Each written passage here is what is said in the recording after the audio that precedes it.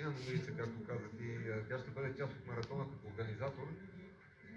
Ще бъде в организацията, ще помага на част от бегачите, но пък Маринела ще бъде една от фаворитките за българска победа. Виждаме ги част от елитните бегачи, които са естествено са най-отпред. Освен тях, участници от 57 страни са се записали в състезанието и са се регистрирали, което е един така доста внушителен. Представете си каква реклама за България, за столицата, да дойдат състезатели, любители от близо 60 държави.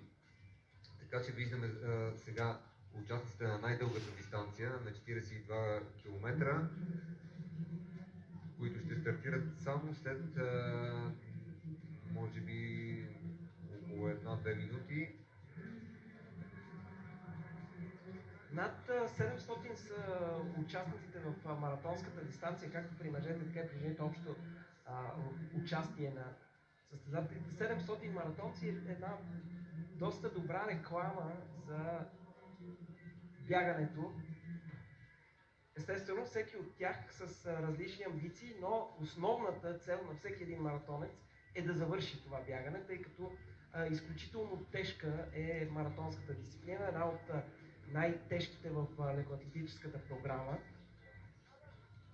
Да, наистина времето е предразполагащо за силни резултати. Температурата е около 10 градуса, но пък е доста слънчево, което пък ще създаде проблеми в последната част на трасето, когато се очаква над 20 градуса вече да стигнат температурите. Тогава знаем, че е и най-тежко за маратонците, така че първата цел на тези 700 участника, застанали на старт на най-дългата дистанция, е да завършат. Затова те и стартират първо в 9:30. Да се надяваме, че ще могат повечето от тях да издържат на това изпитание. Проблема е, че точно когато става най-тежко, точно тогава времето също ще бъде съперник на състезателите, а не техен партньор в бягането.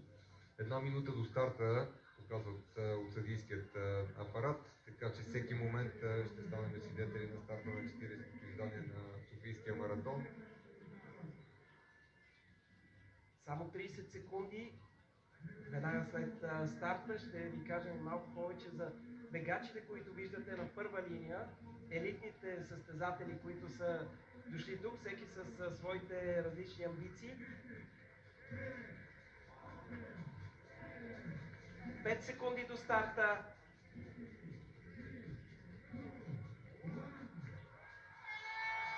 И 40-тия маратон на София вече стартира. Една традиция от 1983 година, която ознаменува бягането в столицата на България. Едно изключително хубаво състезание, морето от хора, всеки тръгнал с своята амбиция да завърши тази дистанция.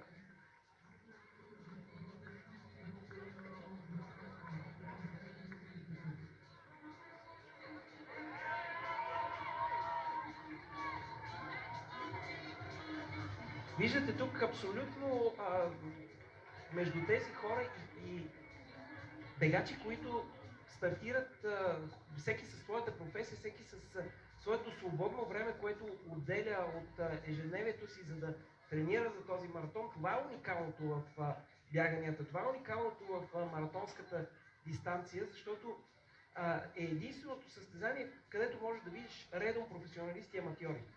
Да, наистина, както каза ти, много от тези хора, които тук стартират, месеци наред се готвили за това изпитание. Хора с професии, които ходят на работа и извън работно време тренират специално, за да могат да се подготвят. Подготовката не е само няколко дни или седмици, това са месеци наред, чакат тази дата. Така че пожелавам пак успех на всички. Иначе вече виждате елитните бегачи начело с Шакиб Латраш от Мароко, победител от маратона на Белград през тази година с личен рекорд 2:11:11. Един доста млад състезател, но с малко опит в маратонските бягания. От миналата година едва стартира той в маратонска надпревара. Иначе вече на 34 години. Да, всъщност той е мароканец, който е базиран в Испания и бяга дистанция от 800 метра до маратон.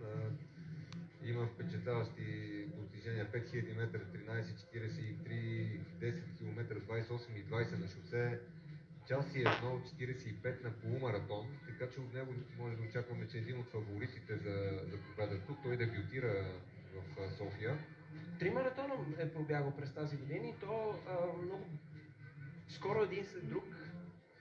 В Севиля, в Йерусалим и в Белград. Така че да видим много интересна заявка още от първите метри. По принцип рядко се вижда някой да тръгва с такова бързо темпо. По принцип традицията е състезателите да опитват трасето в първата част на дистанцията, но пък може би сега той чувства в себе си.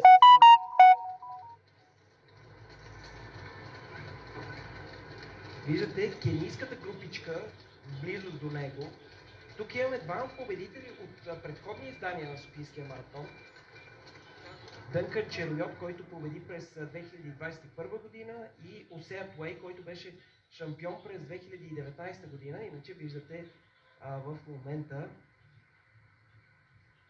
състезателите, които преминават през площад Лъвов мост. Малко след това ще минат и през обращалото, един от двата момента, в които се обръща рязко движението на улица Козлодуй, или по-скоро при пресечката с улица Козлодуй.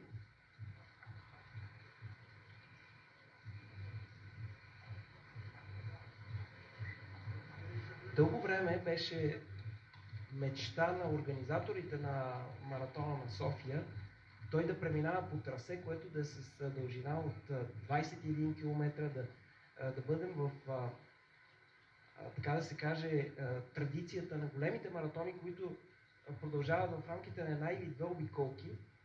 Слава Богу, това трасе успя да се наложи сертифицирано трасе от световната атлетика. Виждате на километър и 800 метра в компанията на Мати Киплагат и Осея Кипкенбой и друг мароканец, който обаче вече се състезава за Франция, Алак Рюет, е Шакип Латраш.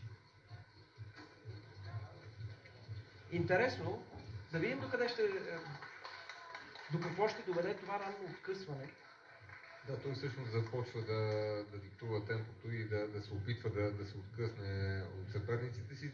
Това, разбира се, ще доведе или до успех, но в повечето случаи това е така тежка тактика за този, който води през цялото време. По-добре е да бяга с някой друг. Ами, например, ето, Осея Кипкенбой, който виждаме, че е на третата позиция, има 21 завършени маратона, доста повече опит в маратонските бягания. От последните 10 години Осея Кипкенбой бяга маратонски дистанции.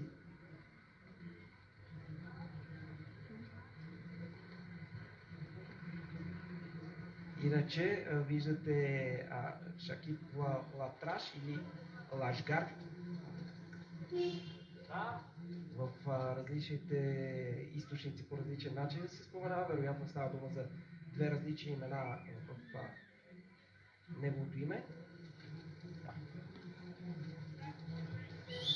Иначе Илия Куцуров виждате в момента. Един от шампионите на България по маратон, който е от фаворитите за спечелване на приза най-добър българин на дългата дистанция. Илия успя през 2019 година да слезе под 2.30, 2.26-38, много силно бягане за него. Иначе през този сезон има час 14:23 на полумаратон.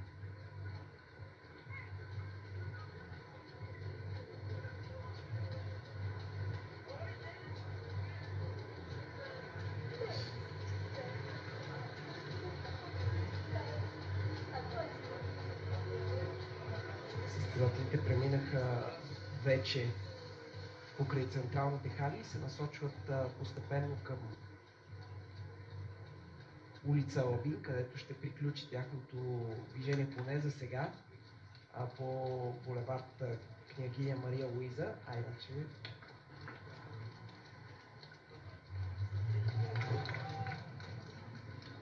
виждате лидерът в надпреварата Шакип Латраш.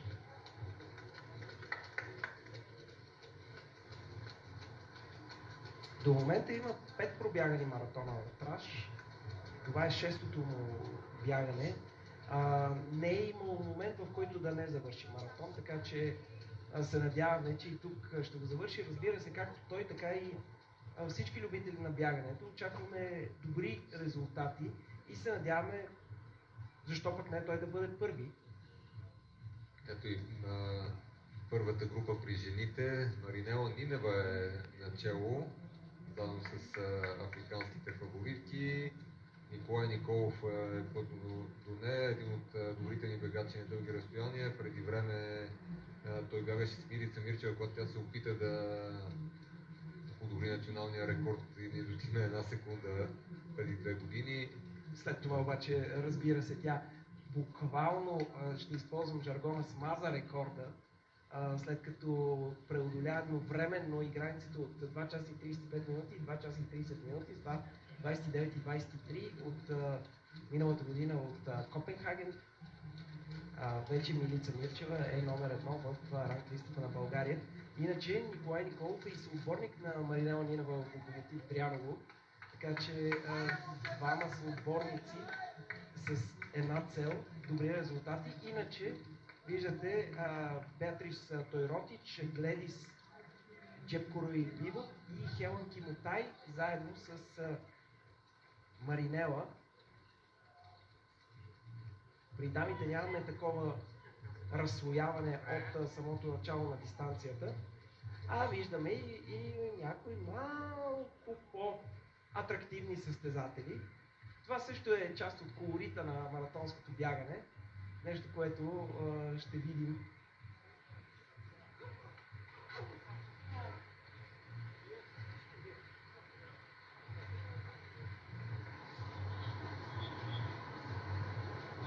И отново сме в челната група при мъжете. Близост до улица Лабин вече са състезателите.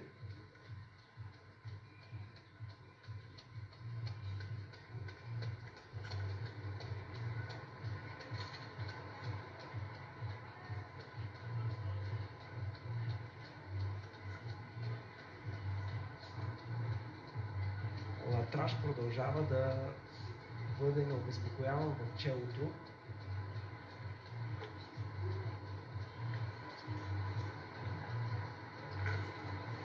Кенийците се опитват да го догонят, но това е съвсем начална фаза на състезанието. Според мен, честно да ти кажа, кенийците дори не се опитват да го догонят, а по-скоро да държат една добра дистанция зад него в тяхното си темпо.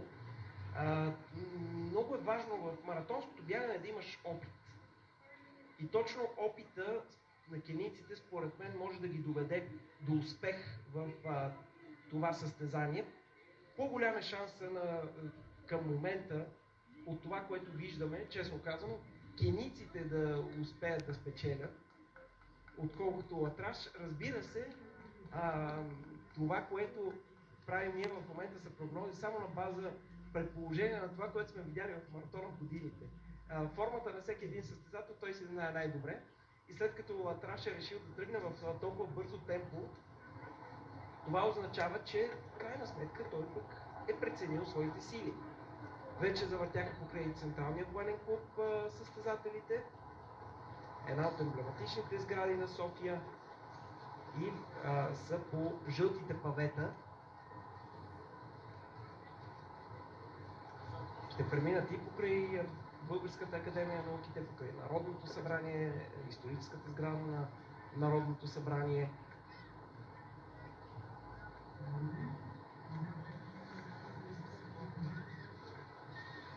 Разкъсването, което направи обаче Латраш, доведе и до разкъсване в лидерската група.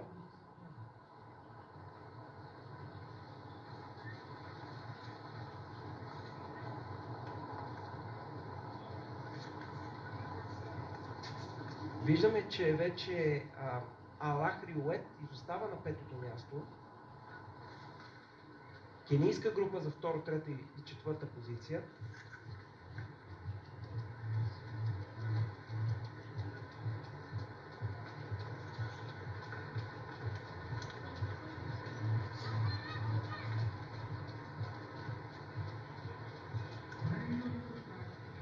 Виждаме и колко възрастни хора са се пуснали на маратона, може би символично. Иначе около 2 минути ни делят от старта на следващата дистанция, 20 км, 21 км и 98 метра полумаратонската надпревара.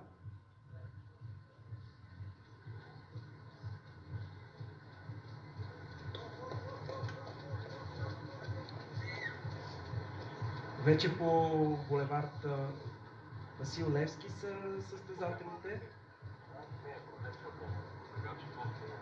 Тази последна част от бягането им в центъра на София, булевард Васил Левски, след това булевард Дондуков, преди да преминат в кварталите Хаджи Димитър и Левски.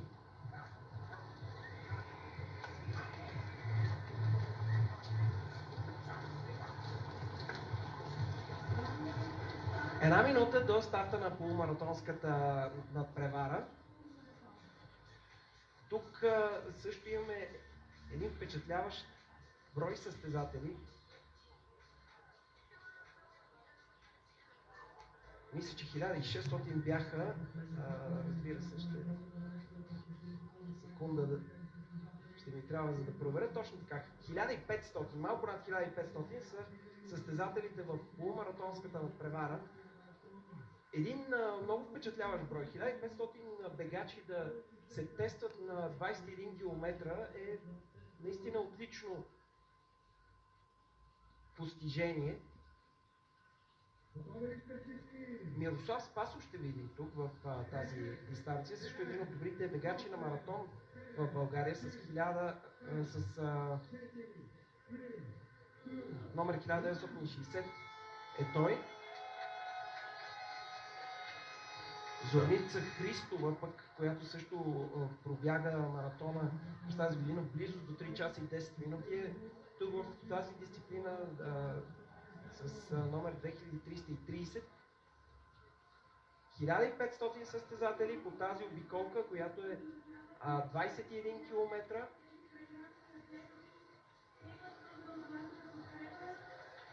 Да, наистина това са двойно повече, отколкото на маратонската дистанция. Безспорно, това, което се случва в последните години в бяганията, благодарение на първо на веригата 5 км рън, последствие вече и на веригата Рън България, едната тръгнала с идеята просто да тестват себе си любителите на бягането, всяка седмица, провеждаща се в София, вече и в други големи градове, а пък Рън България, една инициатива, една верига, която събира почти всички състезания на бягания в България. Самия факт, че вече има доста повече от един маратон в България, защото имаше времена, когато имаше един маратон, имаше и времена, когато маратонска дистанция в София не се провеждаше, имаше и такива времена на маратона между 2009 и 2011 година. Виждаме първи състезател при полумаратонската дистанция. Исмаил Сененджи бяга в полумаратонската дистанция. Исмаил, който е 5-кратен шампион на България на маратон, състезател на Евар Варна, иначе от Уганда.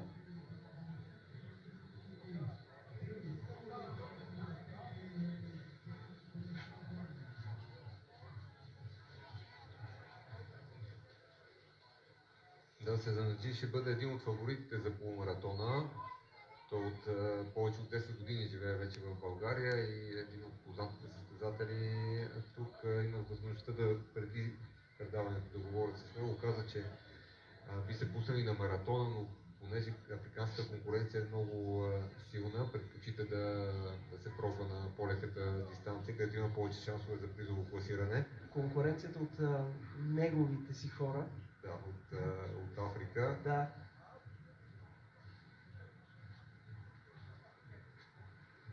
Иначе това, което каза за маратоните, наистина Софийския маратон е част от една верига, която беше бягането начин на живот, заедно с маратона на Варна и маратонът на Стара Загора, които през тази година бяха национални шампионати на полумаратон и на маратон.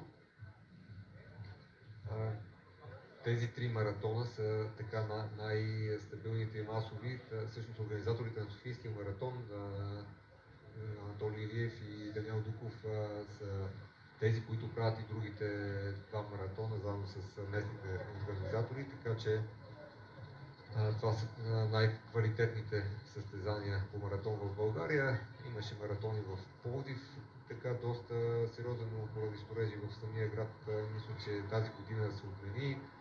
Имаше маратони в Кюстендил 3 години подред, също не успя да се задържи това състезание. Плевенският маратон, той е също традиционен,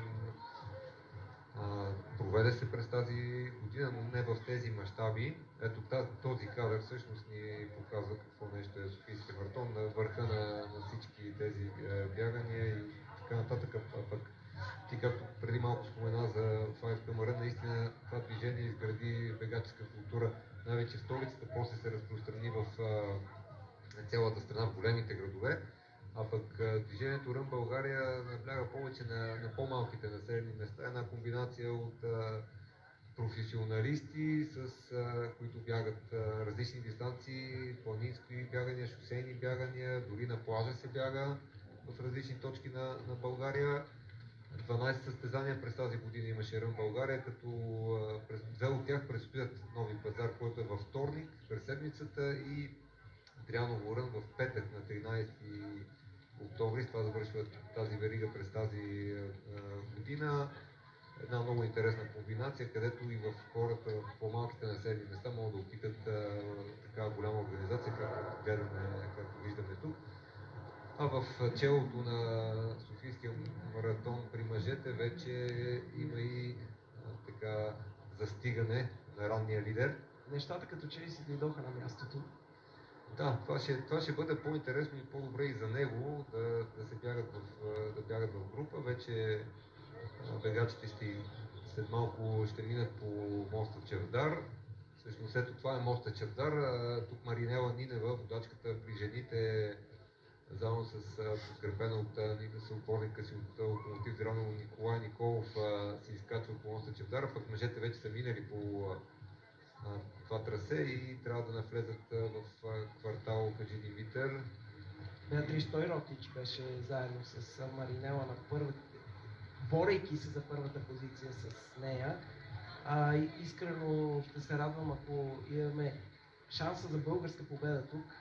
Да, наистина тя е в страхотна форма, Маринела, както казахме преди това, готви се заедно с Милица Мирчева на Белмекен и формата й трябва да е много добра, така че дано изненада африканските фаворитки в това бягане. Дано видяхме буквално преди една седмица, че групата, която е готвеща се на Белмекен около Йоло Николов е с доста добра форма. Показаха ни го и Милица Мирчева и Иво Балабанов, за чието постижение не споменахме, а всъщност трябва, тъй като той завърши на 21-а позиция на световното първенство по шосейни бягания с личен рекорд от 13 минути и 41 секунди. Едно изключително постижение за Иво, което дава възможност да се види какъв е неговия потенциал в бяганията. Да, наистина той вече се позиционира на първите места във вечната ранглиста на 5 и на 10 000 метра на писта, а с това постижение 13.41, което е национален рекорд на шосе, както и на Милица 15.45 на световното шосейни бягания в Рига. Показаха, че наистина са в добра форма. Треньора им Йово Николов каза, че има амбиции. Знаем, че той е много амбициозен да се подобрят всички български рекорди. Милица Мирчева вече започна да коригира рекордите. Освен рекорда на маратон, тя е и рекордьорка на полумаратон, на 10 000 метра на писта. Знаем за Митко Ценов, който подобри националния 45 годишен национален рекорд на Михаил Желев на 3000 метра стипълче и той се подготвяше също при Йово Николов.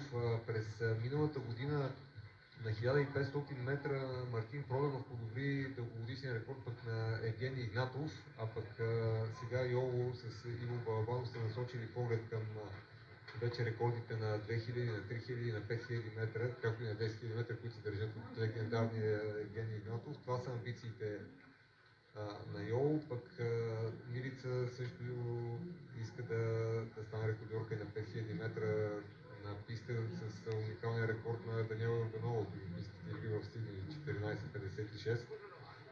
Така че колкото по-високи цели, толкова по-добре. Трябва да споменем и тази година имаше и двама много добри атлети на 800 метра.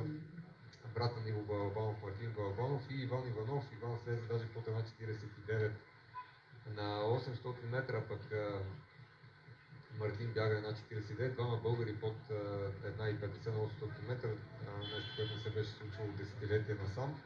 Така че има събуждане в бяганията. Ами безспорно всички тези неща се обуславят и от това, че като цяло, особено в София и в големите градове, като че ли започна тази култура на бягането. Всеки от нас, ти много повече, разбира се, като човек, който си в организацията на всички тези състезания, но виждаш хора, които започват и се амбицират все повече и все повече да бягат. Да, така е. Истината е, че докато гледаме лидерската група, истината е, че това е най-достъпният начин. Това е най-достъпният метод за спортуване, бягането. Усея Кипкенбой и Матио Киплагат. Усея Кипкенбой води заедно с Хакипа Латраш. Иначе Маринела доста леко бяга според мен, така изглежда. Вече 27 минути състезателите бягат по трасето, а след около 3 минути пък ще видим най-масовата от състезателните дистанции, така наречена от дистанцията за професионалисти от организаторите, 10 км, където ще видим около 1900 състезатели. Да, всъщност за първи път в историята на Софийския маратон състезателните номера свършиха няколко 2-3 дни преди състезанието. Отвориха организаторите рейс офиса, там където се раздават номерата и те де-факто свършиха още първият ден. След това настана едно търсене на номера и много от тези участници ще бягат без номера. Истината е, че това, което трябва да ви кажем, че както във всеки голям маратон и тук има възможност за онлайн записване от самото почти веднага след старта на годината и виждате и класирането на 8 км и 900 метра на тази контрола. Киплагат, Латраш и Нигусе имат пред Усея Кипкенбой 17 секунди разлика.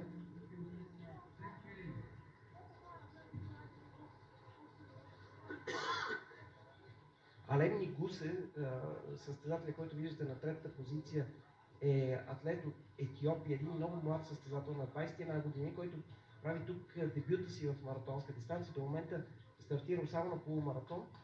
Към този миг доста добре се справя в тази роля, нова роля за него. Матио Киплагат с 2 часа 15:31 лично постижение от тази година от Сарагоса. По-малко от минута ни дели до старта на 10 км. Малко по-късно пък ще видим и участниците в масовата дистанция на 5 км, така че и там очакваме такова море от народ.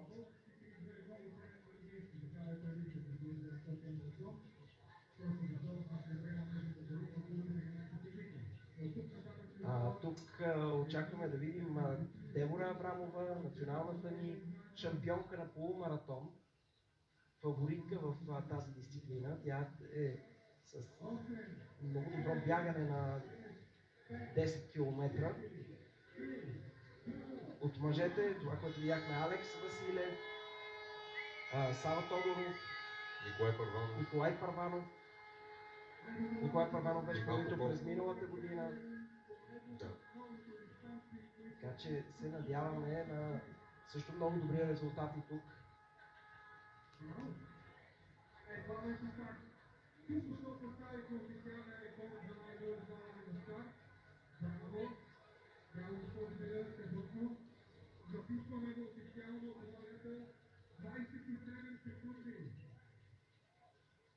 Виждате колко много състезатели тръгват в трасето, което и по света големите маратони.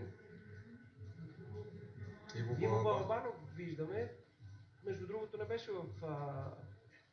сред официалните решила в направи момента. тренировка. Да, във формата, в която се намира, мисля, че няма да има проблеми да победи Иво.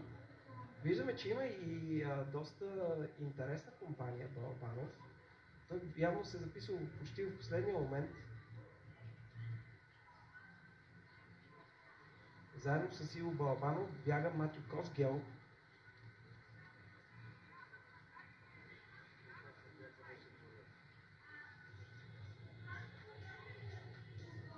Явно е усетил сили след бягането на 5 км. Много добър шанс за Иво да се тества в началото на сезон 2024, защото трябва да споменем за голяма част от тези състезатели. Това е началото на сезон 2024, вече започна подготовката им и не малко пъти сме виждали тук маратона на София да бъде част от обемната им подготовка в началото на сезона. За Иво Балабанов това ще бъде една тренировка.